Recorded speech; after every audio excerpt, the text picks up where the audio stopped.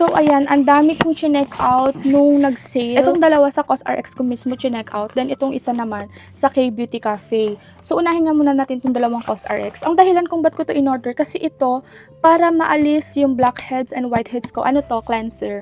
So, gagamitin ko lang to siguro every night. Tapos, every other day ko muna siya gagamitin kasi titingnan ko kung may hiyang din ako dito. Kasi before, ito na talaga gamit ko. Pero nag-stop ako kasi iniba ko na since nawala na rin naman yung problem ko ng whiteheads, blackheads. Kaso, bumalik kasi siya, ayan o, ang tagal na niyang nakatambay dyan sa ilong ko. Siguro magwa 1 month na. So, kailangan ko na ng help nito.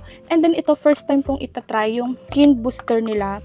So, ang gusto ko lang nito is para mas maging healthy looking pa yung face ko. So, update ko na nga lang kayo kung anong magiging effect nito sa akin.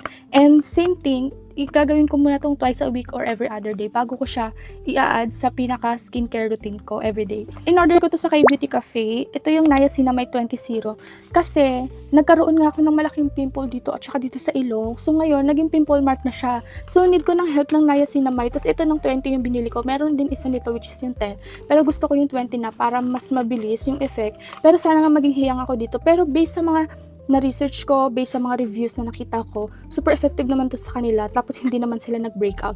So, sana and hopefully talaga maging effective din to sa akin. So, yun nga lang, update ko na lang kayo sa magiging effect nitong bagong products na binili ko, na i-add ko sa skincare routine ko. Yun lang, bye!